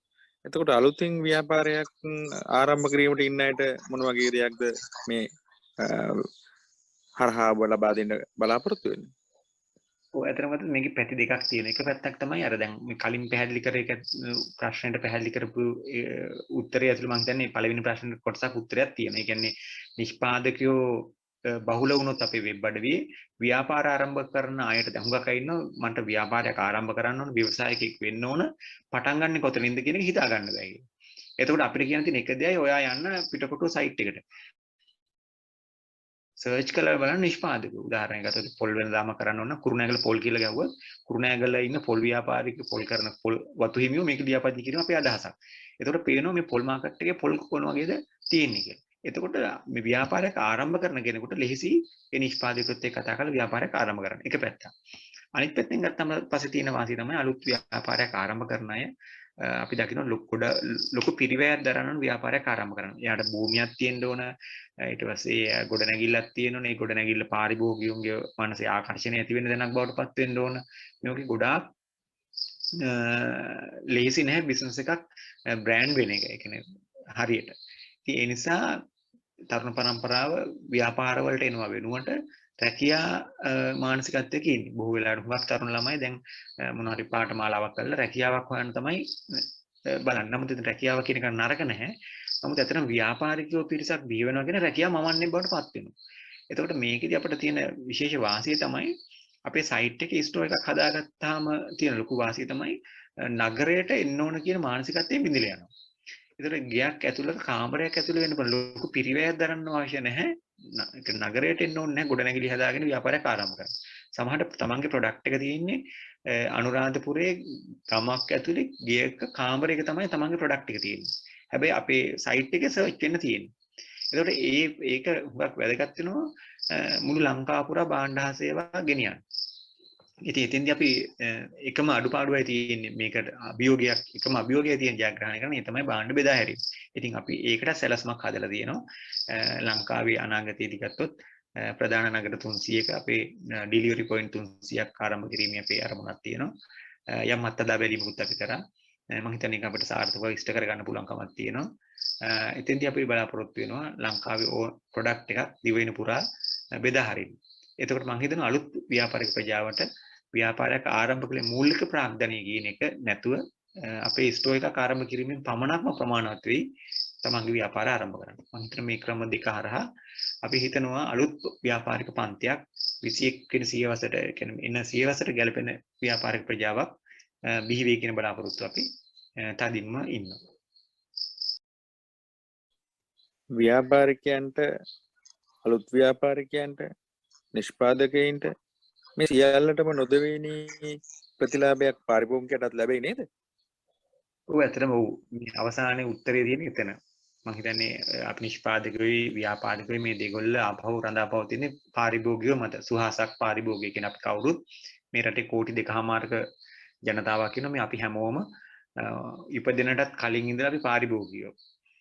ඉතින් මම හිතනවා දරුවෙක් ඉපදෙන්න කලින් මව ගන්න බෙහෙත් ඖෂධය පවා පෝෂ්‍යදායී ආහාර පවා සියල්ල ඒ කුසේ ඉන්න දරුවගේ පාරිභෝගිකයෙක් විදිහට තමයි සලකන්නේ. ඒ නිසා මම හිතනවා පාරිභෝගිකයෝ අවසානයේ පෙරලා මේ සේවය කරනවා. අපි බලාපොරොත්තුවක් තියෙන ලංකාවේ පාරිභෝගික විශාල වශයෙන් කාලේ නාස්ති කරන භාණ්ඩ හා සේවා මිලදී ගන්න ගියාම අපි දැකලා තියෙනවා. සමහරට පොතක් ගන්න පුළුවන් වෙන්න පුළුවන් හાર્ඩ්වෙයාර් එක අවශ්‍ය කරන ප්‍රොඩක්ට් එකක් වෙන්න පුළුවන්. එහෙම නැත්නම් රෙදි වෙන්න පුළුවන්. නගරයට ගිහිලා වරුවක් දවසක් ගත කරනවා නගරයට ගිහිලා අපහු එන්න. ඉතින් අපි කල්පනා කරා ඉතින් ඒක සමහරවිට එහෙම වරුවක් ගත කරලා රුපියල් 100ක් 200ක් ගෙදරින්ලා වියදම් කරලා එක්ක ත්‍රිවිල් එකක එහෙම නැත්නම් බස් එකක එහෙම නැත්නම් ටැක්සි එකක ගිහිල්ලා කඩේ ළඟට ගිහලා බලනකොට කඩේ වහලා. ඉතින් බත්තම් මාර කියන්නේ අපරාධයක්. මුළු නගරේ පුරා මේ ට්‍රැෆික් ඇති වෙන්න මූලික හේතුව තමයි මේ භාණ්ඩ හා සේවා මිලදී ගන්න පාරිභෝගික විශාල වශයෙන් නගරේ පුරා පිරලා ඉන්නේ. ඉතින් අපි කල්පනා කරා මේ වෙබ් අඩවියේ ඉදිරි සැලැස්ම බවට පත් වෙන්නේ මේ වෙබ් අඩවියේ තොරතුරු ටික පාරිභෝගිකයාගේ ස්මාර්ට්ෆෝන් එකට දෙන්න තමයි අපේ සැලැස්ම තියෙන්නේ. එතකොට කෙනෙක් උදේ නගරයට යන කලින් ගෙදර ඉඳලා සර්ච් කරලා බලන්න පුළුවන්කම තියෙනවා Tamanට අවශ්‍ය ප්‍රොඩක්ට් එක මේ නගරේ මොන කඩේද තියෙන්නේ කියලා. ඇත්තටම ගත්තොත් එතෙන්දී බලාපොරොත්තු වෙනවා කඩවණ්ඩියේ කොටසදී අපි ඒකේ ආයතනයේ වෙබ් පේජ් එක ඊට අමතරව ගත්තාන් පස්සේ දුරකථන අංකය WhatsApp අංකය මේ සියල්ලම අන්තර්ගතයි. ඉතින් එතකොට ගෙදර ඉඳන් බලන්න පුළුවන් Tamanට අවශ්‍ය ප්‍රොඩක්ට් එක කඩවල් 10ක් පෙන්නනවා නම් ඒ කඩවල් 10න් මොන කඩේද තියෙන්නේ කියලා. එතකොට අපිට දැන් නගරයට යනවා නම් හරියටම අදාළ කඩේට ගිහලා භාණ්ඩය අරගෙන ඉතා ඉක්මනින් ගෙදර එන්න පුළුවන්. එහෙම නැත්නම් අනාගතේ අපි ඩිලිවරි එක ආරම්භ කරනවත් එක්කම පුළුවන්කම තියෙනවා. ඩිලිවරි සෙන්ටර් එකට කෝල් එකක් දුන්නාම මේ ප්‍රොඩක්ට් එක ගෙදරට ගෙන්නලා ඒකේ වාසිය ලබා ගන්න. ඉතින් මේක ගොඩාක් අනාගතේ ලොකු ස්ටෙප් එකක් ඇත්තටම ගත්තොත් අපේ අනාගත සැලැස්ම තියෙන එතන. ඉතින් ඒකදී විශාල වශයෙන් ගත්තොත් අපි කාලයේ ශ්‍රමය දැන් ගත්තොත් මේ වගේ කාලයක් ගත්තොත් කොරෝනා රෝගෙන් බේරී සිටීම මේ සියල්ලම එකට අදාළයි. ඒ වගේම තමයි ගත්තොත් ලංකාවේ කියනවා මේ ලංකාවේ තියෙන ජනගහනයත් භූගෝලීය ප්‍රමාණයත් එක්ක ගත්තාම තියෙන ප්‍රශ්නේ තමයි ලංකාවේ රියානතුරු වලින් දිනකට මරණ සංඛ්‍යාව 8ත් 10ත් අතර ප්‍රමාණයක් දෝලණය වෙනවා. ඉතින් මේක කියන්නේ රටකට තරම් ඔරොත්තු දෙන ප්‍රමාණයක් නෙමෙයි. ඉතින් අපිට පුළුවන්කම තියෙනවා ඒකට නගරයට යන පිරිස අඩු කරගන්න පුළුවන් නම් මේකත් යම් අවම කරගැනීමේ හැකියාවක් තියෙනවා. ඉතින් අතරම ගත්තොත් දිනකට 10ක් වුණොත් මාසෙකට 300ක් වගේ සජීවී ජනතාවක් මිය යනවා. ඉතින් කිසිදු හේතුවක් වරදක් නොකරපු අය. ඉතින් මේ වගේ ගොඩාක් ඉහළ දීර්ඝ දැක්මක් තියෙනවා අපිට මේ පාරිභෝගික ජනතාවට පහසුකමක් සලසලා දෙන්න. ඉතින් මම හිතනවා මේ ස්මාර්ට්ෆෝන් අනාගතයේ ස්මාර්ට්ෆෝන් සහ පිටකොටුව කියන එක ඒකාබද්ධ කරන තාක්ෂණික මෙවලමක් අපි ලාස්ති කළ තියෙනවා. ඉතින් ඒකත් එක්ක මම හිතනවා වෙළඳපොළ කියන එක තමන්ගේ ඇඟිලි තුඩට එන දවසක් නුදුරේදී ඔබට ළඟා කරගන්න පුළුවන්කම තියෙනවා. මේ සියලු පාර්ශවයන්ට අමතරව තවත් විශේෂ ප්‍රතිලාභ එහෙම ලැබෙන දෙයක් තියෙනවද? තවත් පැහැදිලි කරන්න තියෙන දේවල්? අතරම ගත්තොත් මේ අපි එතන නිෂ්පාදකයෝ ගැන, ව්‍යාපාරිකයෝ ගැන, පාරිභෝගිකයෝ ගැන අපි කතා කරා ගොඩාක්. ඔබ අහපු ප්‍රශ්නේ හරියට හරි. මෙහි අතුරු ප්‍රතිඵලය තමයි සමාජයට වැදගත් වෙන්නේ. ඒතර සමාජීය වශයෙන්ුත් අපේ මේ සංකල්ප ඉස්සරහට අරගෙන යෑමෙන් ප්‍රතිලාභ ගොඩක් හම්බ වෙනවා. අපි අතනම ගත්තොත් මේකේ ගත්තොත් ලංකාවේ ඉන්ධන දහනය හුඟක් අඩු වෙයි කියලා අපි විශ්වාස කරනවා.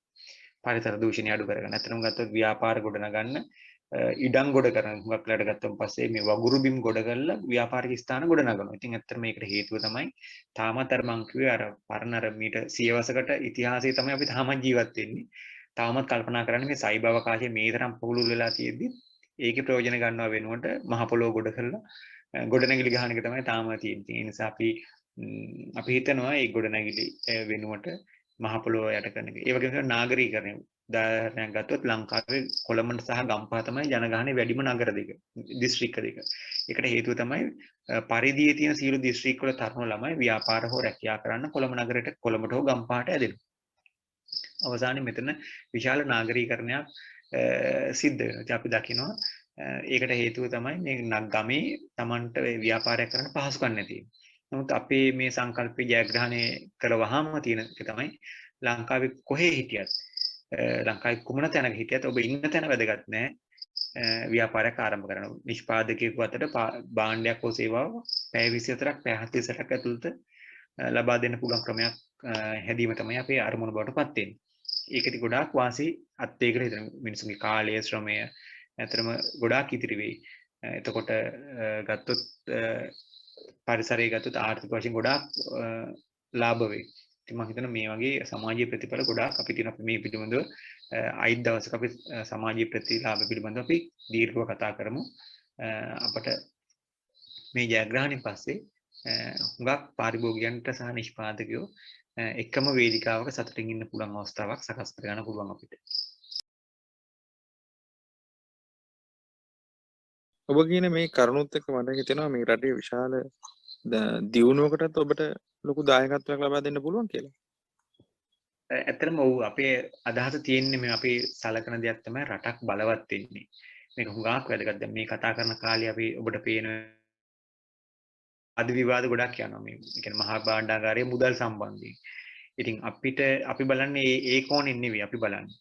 අපි දකින්නේ රටක් බලවත් වෙන්න නම් ඒ රටේ බලවත්කම තීරණය වෙන්නේ භූගෝලීය කියන්නේ මහ පොළොවේ කොච්චර අක්කර තියනවද කියන එක නෙවෙයි. දැන් උදාහරණයක් විතර ගත්තොත් සිංගප්පූරු කියන්නේ පුංචි රටක් භූගෝලීය වශයෙන්. කොළඹ දිස්ත්‍රික්කය තරම් ඇති. හැබැයි ලෝකේ බලවත් රටක්. හැබැයි අප්‍රිකාව කියන්නේ භූගෝලීය වශයෙන් ගොඩාක් ලොකු රටක්. හැබැයි දුප්පත් රටක්. හැබැයි මේ දුප්පත් පොහොසත් කියන එක පේන්නේ භූගෝලීය මත සාධක මත නෙමෙයි. මහා භාණ්ඩාගාරයේ කොච්චර සල්ලි තියනවද කියන්නේ. වෙන මොකුත් නෙමෙයි. එහෙනම් අපිත් කරන්න ලංකාව දියුණු කරන්න නම් ලංකාවේ මහා භාණ්ඩාගාරය බලවත් කරන්න. මහා භාණ්ඩාගාරය බලවත් වෙන්නේ ප්‍රධාන ක්‍රම කීපයක් තියෙනවා. ඒකෙන් ප්‍රධානම එක තමයි ඒනුත් ප්‍රධානම එක තමයි ව්‍යාපාරිකයන්ගේ බදු මුදල්. ඊළඟට තමයි පාරිභෝගිකයන්ගේ වක්‍ර බදු. එතකොට මේ ඔබ අප වගේ ගන්න හැම තේ බොන තේකින් යන ගමනෙන් බිමනෙන් අඳින ඇඳුමෙන් මේ හැම එකෙම වක්‍ර බදු විදියට මුදලක් මහා භාණ්ඩාගාරයට යනවා. ඉතින් මේ මහා භාණ්ඩාගාරයට වක්‍ර බදු යන්න නම් අපි මොන හරි ශේෂ්ත්‍රයක පාරිභෝගිකයන්ට සල්ලි තියෙනවා. පාරිභෝගිකයන්ට මුදල් එන්න නම් ඒ අය ව්‍යාපාරයක් හරි එහෙම නැත්නම් රැකියාවක් හරි කරනවා. රැකියාව නිෂ්පාදනය කරන්නේ තාපව පෙරලා ව්‍යාපාරිකයෝ. එහෙනම් මේ ව්‍යාපාරිකයා ශක්තිමත් වුණොත් තමයි මහා භාණ්ඩාගාරයට මුදල් යන්නේ. එහෙනම් අපි අත ගහලා තින්නේ එතෙන්ට. එහෙනම් අපි මේ ව්‍යාපාරිකයන්ගේ කොඳු, ඒ කියන්නේ කොන්දක් හැදුවලින්, ඒ කියන්නේ රටට කොන්දක් නිර්මාණය වෙන ව්‍යාපාරිකයෝ දියුණු කරනවා. ඉතින් ඊට අමතරව ගත්තොත් අපේ දැක්මක් තියෙනවා ලංකාව විදේශ වෙළඳපොළත් එක්ක එකතු කරන්න ඒ එකතු කරන විදේශ වෙළඳපොළෙන් විදේශ විනිමය ගේන සැලැස්මක් තියෙනවා. මම හිතන්නේ ඒකත් අපේ එක අරමුණක්. ඉතින් ඒ නිසා මම හිතනවා අපිට රට හදන්න පුළුවන් කියන්නේ රාජ්‍යයකට වගේම අපි පෞද්ගලික ආයතනයක් වුණත් අපටත් යම් දායකත්වයක් දෙන්න පුළුවන්කම තියෙනවා. ලෝකෙ ගොඩාක් දියුණු රටවල් අරගෙන බලන්න ඒ රාජ්‍යයට වඩා පෞද්ගලික ආයතනය රටක් දියුණු කරන්න දායක වෙලා තියෙනවා. ඔබ දන්නවා ඇමරිකාව කියන රටේ ලෝකෙ තියෙන ක්‍රෙඩිට් කාඩ් වල වැඩි හිමිකාරීත්වයක් තියෙන රට තමයි ඇමරිකාව. ලෝකෙ සොෆ්ට්වෙයාර් ගැන ගත්තොත් ඒ ඉන්ඩස්ට්‍රි එකේ සොෆ්ට්වෙයාර් වල වැඩි හිමිකාරීත්වයක් තියෙන්නේ ඇමරිකාවට. එතකොට ලෝකෙ තියෙන ප්‍රධාන වෙබ් අඩවි අරගෙන ගත්තොත් ඒ වෙබ් අඩවි තියෙන්නේ ඇමරිකාව පදනම් කරගෙන. එතකොට ඇමරිකාව හැබැයි රාජ්‍යයේ පෞද්ගලික ආයතන. එතකොට පෞද්ගලික ආයතන ඒ රට දියුණු කරන්න විශාල මෙහෙයක් කරලා තියෙනවා. දැන් ගත්තන් පස්සේ කුරිය ශේෂ්ත්‍රය ගත්තොත් බලවත් ආයතන දෙකක්ම තියෙන්නේ ඇමරිකාවේ. ඒකට ගත්තොත් ඒ ඇමරිකාව දියුණු වෙන ප්‍රධානම සාධකයේ බවට පත්ලා තියෙන්නේ ඒ රටේ ඉන්න පෞද්ගලික ව්‍යවසායකයෝ කරන කියන ක්‍රියාකාරකම්. ඉතින් ඒ නිසා මම හිතනවා අපේ රටටත් ඒ හා සමානයි. රාජ්‍යයට යම් කොටසක් වැඩ කරන්න පැවරනවා වගේම පෞද්ගලික අපටත් යමක් කරන්න පුළුවන්කම තියෙනවා. අපේ ඒ දැක්ම හිත ඇතුලේ තාමත් තියෙනවා. රට හදන්න අපට දායක වෙන්න පුළුවන්කමක් තියෙනවා කියන එක. මම හිතන්නේ ඔබ කියන මේ කරුණුත් එක්ක රටේ අධ්‍යාපනයටත් ඔබේ ආයතනයෙන් විශාල දායකත්වයක් බලපෑමක් කරන්න පුළුවන් නේද? ඔබ ඇත්තටම ගත්තද ඔබ අධ්‍යාපනයේ ලෙස අපි මෙතෙන්දි සලකන්නේ මම හිතන්නේ ඔබ මේ අවිධිමත් අධ්‍යාපනය ගැන ඔබ අහන්නේ මේ කියන්නේ විධිමත් අධ්‍යාපනය වෙනුවෙන් ක්‍රම උපායන් තියෙනවා. මොකද පාසල් අධ්‍යාපනය, විශ්වවිද්‍යාල අධ්‍යාපනය සහ අනිකුත් පෞද්ගලික අධ්‍යාපනය. නමුත් අවිධිමත් අධ්‍යාපනය කියලා විෂයක් ලෝකෙ තියෙනවා. මොකද ඒවා ඒ අවිධිමත් අධ්‍යාපනය විධිමත් අධ්‍යාපනයට විශාල දායකත්වයක් සපයනවා. ඉතින් අපි බලාපොරොත්තු වෙනවා මේ විශේෂයෙන් අපේ මේ තොරතුරු එකතු කර ගැනීම මේ data base එක හදාදී එහෙම නැත්නම් අපේ වෙබ් අඩවියට ව්‍යාපාරික ප්‍රජාව එකතු කරද්දී ව්‍යාපාරික ප්‍රජාවේ දැනුම විශේෂයෙන් ගත්තම අපේ ස්ටෝර් වල තියෙන විශේෂත්වය තමයි මේකට වීඩියෝ ගොඩාක් එකතු කරන්න පුළුවන් කමක් තියෙනවා. ඉතින් අපේ අරමුණක් තියෙනවා ගොවියන්ගේ තොරතුරු එකතු කරද්දී. ඉතින් ගොවියන්ගේ ගොයම් කපන විදිය, සීසාන විදිය මේ වගේ පුංචි පුංචි වීඩියෝ පවා මේක ආරම්භයේ ඉඳලා එකතු කරන්න. සමහරවිට තල හදන විදිය, හේන් වගාවල නිෂ්පාදන, කොමඩු හැදෙන හැටි, ඊට පස්සේ ආස්තන නෙලන හැටි, කෙසෙල් ඉදවන හැටි, මේ වගේ පුංචි පුංචි නිෂ්පාදන. ඒ වගේම තමයි රෙදි මහන හැටි, ඊට පස්සේ සැලොන් එකක වැඩ කරලා මේ වගේ ගත්තාම විශාල වීඩියෝ ප්‍රමාණයක් අපි බලාපොරොත්තුවක් වෙනවා ලංකාවේ මේ ඩේටාබේස් එක හදද්දී මිලියන ඔබට අපි කලින් සඳහන් කරා මිලියන 4.5ක් සුළු හමද්ද පරිමාණ ව්‍යාපාරිකයෝ ඉන්නවා. ඉතින් මේ අයගේ මේ තොරතුරු එකතු කරද්දී මේ තොරතුරු වලට ඒ කියන්නේ සාමාන්‍යයෙන් ඡායාරූප වලට අමතරව වීඩියෝ එකතු කරන්නේ. ඉතින් අපි හිතනවා යම් දවසක ඉගෙන ගන්න දරුවෙකුට අපේ වෙබ් අඩවිය තක්සලාව බවට පත් වෙයි කියලා. ඉතින් මම හිතනවා ඒක අවිධිමත් අධ්‍යාපනයේ ලොකු තැනක්. ඒ අයට තල හදන්නේ කොහොමද? පැණි හදන්නේ කොහොමද? ඒ වගේ ගම්මැදුළේ වෙච්ච කුඩා නිර්මාණ ගොඩාක් මේ අයට ඉගෙන ගන්න පුළුවන්කමක් වෙයි කියලා මම හිතනවා. ඉතින් මම හිතනවා ඔබ අහපු ප්‍රශ්නේ යම් උත්තරයක් මෙතන තියෙනවා. හොඳයි. මේක විශාල දැක්මක් සංකල්පයක්. ඉතින් ඔබ කොහොමද මේ සංකල්පය යථාර්ථයක් කරගන්න බලාපොරොත්තු වෙන්නේ?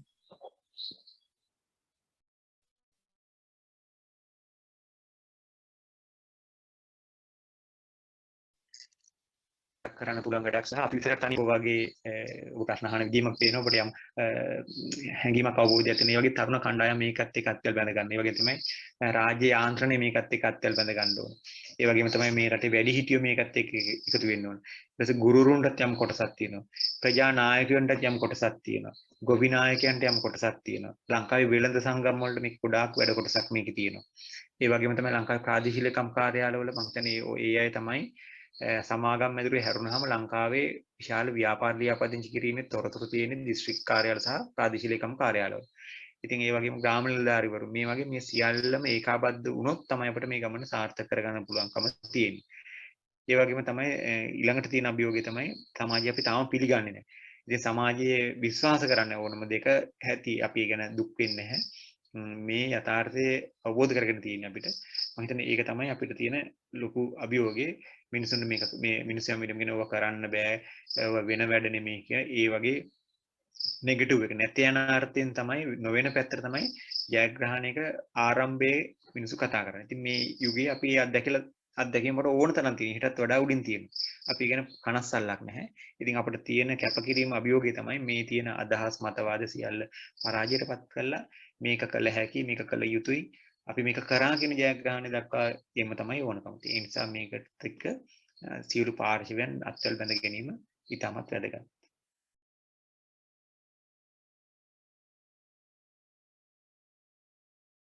ඒකම ගත්තොත් රටක් නැගිටවන්න නගා සිටවන්න විදේශ විනිමය ගැනීම ඉතාම වැදගත් කාරණාවක්.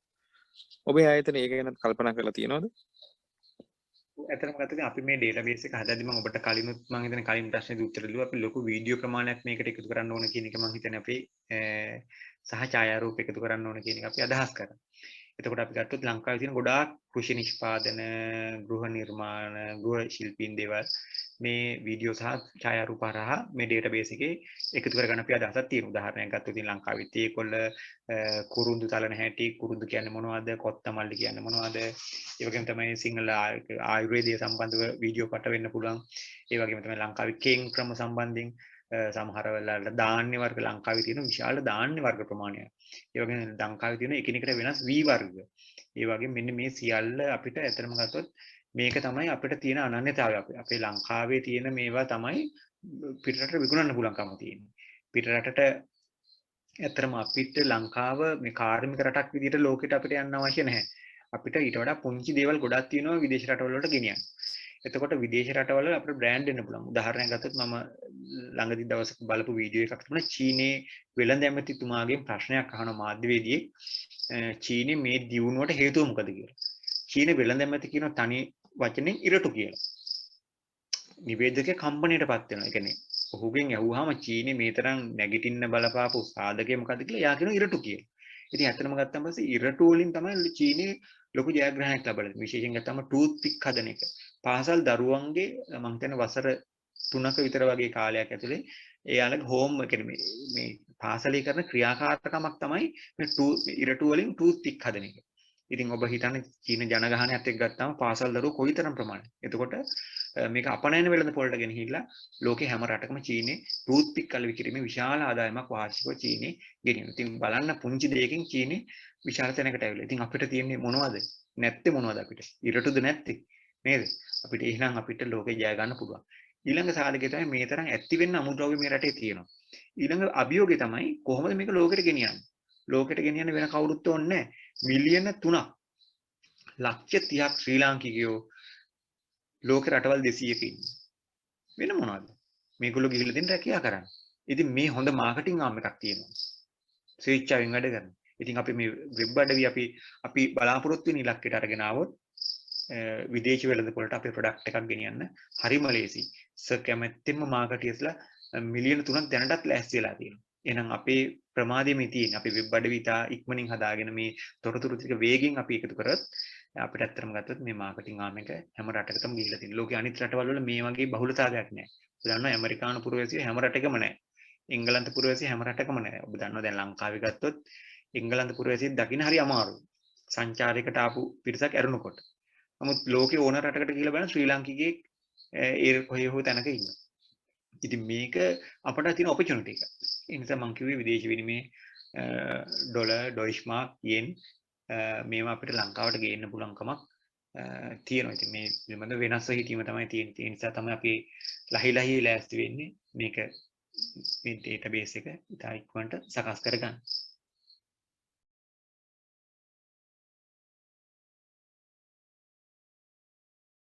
තරුණ පිරිසට ඔබ මොන වගේ පණිවිඩයක්ද දෙන්න කැමති? ඔව් ඇත්තටම ගත්තොත් මේ ලංකාවේ පුරවැසියන්ට කිව්වනම් වඩා හොඳයි. නමුත් ඔබ අහපු ප්‍රශ්නේ හුඟක් වැදගත්. මොකද තරුණ ජවය කියන එක හරිම වැදගත්. හැම දෙයක්ම වෙනස්ව හිතෙන කාලය තමයි තරුණ කාලය කියන්නේ. මොකද මගේ තරුණ කාලේදී ජීවිතේ වෙනස්ව හිතන්න පෙළඹපු යුගයක්. ඉතින් මම හිතනවා මේ තරුණයන්ට තමයි මේ යං බ්ලඩ් වලට තමයි මේ පෙරලිකාර දේවල් කරන්න පුළුවන්කම තියෙන්නේ. මොකද අපිට වඩා ඔවුන් දැනුමින් ගොඩාක් ඉස්සරහක ඉන්නේ. ඥානය පැත්තෙන් ගත්තොත් අත්දැකීම් පැත්තෙන් ගත්තොත් ඒගොල්ලෝගේ හිතන විදිහ හුඟක් වෙනස්.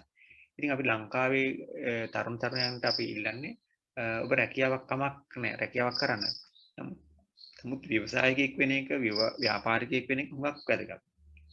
ඊට අමතරව ගත්තොත් ඔබට රැකියාවක් කරත් දෙවෙනි ආදායමක් කියන එකක් දැන් ලෝකෙ පුරා යන අලුත් රැල්ලක්. ඔබ අපි අහලා තියෙන සාමාන්‍යයෙන් එක ප්‍රදේශවල අපි එක රටවල් වල අත්දැකීම් දකිනවා ලංකාවේ අය ගියාම part time job 4-5ක් කරනවා කියලා අපි අහලා තියෙනවා. එතකොට ගත්ත ලංකාවෙත් ගත්තොත් මේ සංකල්ප ටිකක් අඩුයි. රැකියාවක් ලැබුණාට පස්සේ තියෙන ප්‍රශ්න තමයි රැකියාවෙන් ඔබට ගිහිල්ලා හිතන ප්‍රමාණය අඩුයි.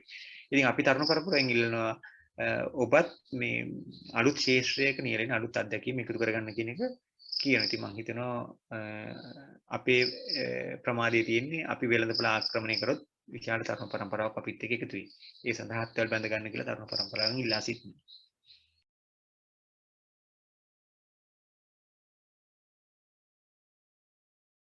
එතකොට මේක හරහා මේ ආයතනයේ හරහා ආර්ථික ප්‍රතිලාභ හිමත් ලැබෙනවද? ඔව් ඇත්තටම ගත්තොත් අපි දැනටමත් ආරම්භ කරලා තියෙනවා මේ වෙබ් ඩිරෙක්ටරි හදන්න විශාල පිරිසකට ආරාධනා කරලා තියෙනවා. ඒ අය පැමිණ අපේ වෙබ් අඩවියේ තොරතුරු එකතු කිරීමේ ක්‍රියාවලියට දායක වෙලා තියෙනවා. මොකද අපේ ආයතනයේ ආදායම ලබා ගන්න ක්‍රම 5ක් ගැන අපි කතා කරනවා. ඉතින් මම හිතන්නේ මේකට අවස්ථාවනේ අපි වෙන අවස්ථාවකදී අපි ගැන කතා කරමු.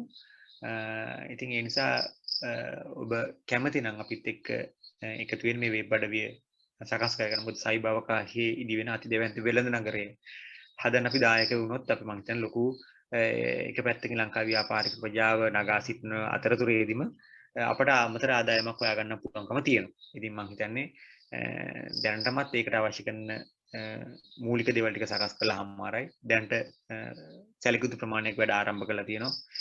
නමුත් අපි අරමුණත් එක ගත්තාන් පස්සේ ඒක තාම ප්‍රමාණාත්මක නැහැ. ලංකාවේ පුරවැසියන්ගෙන් ඉල්ලලා සිටිනවා.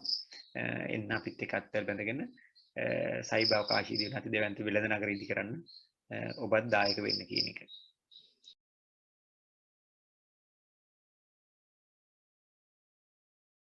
ඔබ ඔය කියන කාරණේ මම හිතන්නේ ඊටාම විශාල අභියෝගයක්. කොහොමද ඉදිරියේදී ඔබ මේ අභියෝගය ජය ගන්න බලාපොරොත්තු වෙන්නේ? ඔව් ඇත්තටම මේ යම් කියන්නේ අභියෝගයේ ප්‍රමාණය අභියෝගයේ විශාල නම් තමයි ජයග්‍රහණය විශාල වෙන්නේ. එතකොට අභියෝගයේ කුඩා නම් ජයග්‍රහණයත් කුඩායි.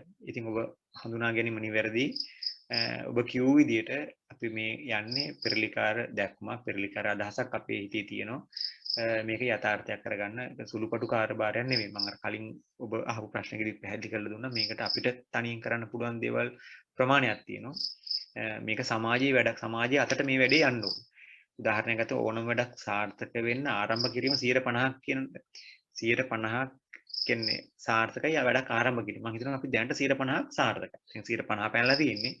ඉතින් මේ ඉතුරු ටික අපේ අතින් සමාජයේ අතට මේක මාරු වෙන්න ඕන. ඉතින් ඒ නිසා මම හිතනවා සමාජයේ විවිධ ස්තරයන් ගොවියෝ ශිෂ්‍යයෝ දීවරයෝ රැකියා කරන අය වැඩිහිටි තාන්තා තරුණ ප්‍රජා නායක මේ සියලු දෙනාම එකතු වෙලා මේකට මේ කාර්යයට අත ගැව්වොත් අපිට මේ ජයග්‍රහණය කරගන්න පුළුවන්කමක් තියෙනවා. ඒ වගේම තමයි අපිට ඊළඟ තියෙන අභියෝගය තමයි සාම්ප්‍රදායික ව්‍යාපාරික ප්‍රජාව කියන්නේ අපි දකින 95% වෙච්ච ඕෆ්ලයින් වෙච්ච ව්‍යාපාරික ප්‍රජාව ඥානනය කරලා මේගොල්ලෝ දැනුවත් කරලා මේ හා අත්වල බැඳ ගැනීම අපි ඉදිරියේ තියෙන ලොකුම අභියෝගය බවට පත් වෙලා තියෙනවා. මම හිතනවා මේක ජයග්‍රහණය කරන්න බැරි අභියෝගයක් නෙමෙයි. මම හිතනවා අපි නිවැරදි හඳුනා ගැනීම තමයි හුඟක් වැදගත්. අපි ඇත්තම ගත්තොත් නිවැරදිව අපි හැමතැනක්ම හඳුනාගෙන තියෙනවා. ඒක ඉදිරි වසර කීපය ඇතුළතට ජයග්‍රහණය කරලා අපට සතුටු වෙන්න පුළුවන් තැනකට ඒ කියලා විශ්වාස කරනවා. ඔව්. මම හිතන්නේ මිනිත්තු ගණනාවක් පුරා එක දිගට එක පෙළට ඔබ විසින් පුළුල් දැක්මක් සහිත කාර්යයක් පිළිබඳ අපි හැමෝම දැනුවත් කළා. ඒ පිළිබඳ Pitakotuwa for you private limited holdings ආයතනයේ නිර්මාතෘ ප්‍රසන්න කපුගේ මහතාට අපේ ගෞරවය ස්තුතිය ප්‍රණාමය පුද කරනවා. ඉතින් ඔබගේ මේ ක්‍රියාව වැඩපිළිවෙල පුළුල් දැක්ම යථාර්ථයක් වෙන්න කියලා අපේ සුභාශිංසන ප්‍රාර්ථනාවන් එකතු කරනවා. නිසා අපිත් එක්ක එකතු වුණ ඔබ හැමට සුබ ප්‍රාර්ථනා කරනවා. අපි එහෙනම් හැමෝගෙම මේත් සමග සමුගන්නවා. ස්තුතියි. ජය වේවා. බොහොම ස්තුතියි. මම හිතනවා කාලීන ප්‍රශ්න මම හිතනවා ඔබතුමා තෝරා ගන්නපු ප්‍රශ්න ටික ඉතාමත් වැදගත්. මම හිතනවා අපේ හිතේ තිබුණු සියල්ල සාකච්ඡා කරලා සමාජගත කරන්න මම හිතනවා ඔබතුමාගේ පෙළ ගැස්ම හුඟක් වැදගත්. ඒ වගේම තමයි අපිට මේ අවස්ථාව ලබා දීම සම්බන්ධයෙන් ඔබතුමාටත් බෙහෙමින් ස්තුතිවන්ත වෙනවා. එහෙනම් හැම දිනාටම ආයුබෝවන් නිරෝගී ජීවිතයක් ලැබේවා.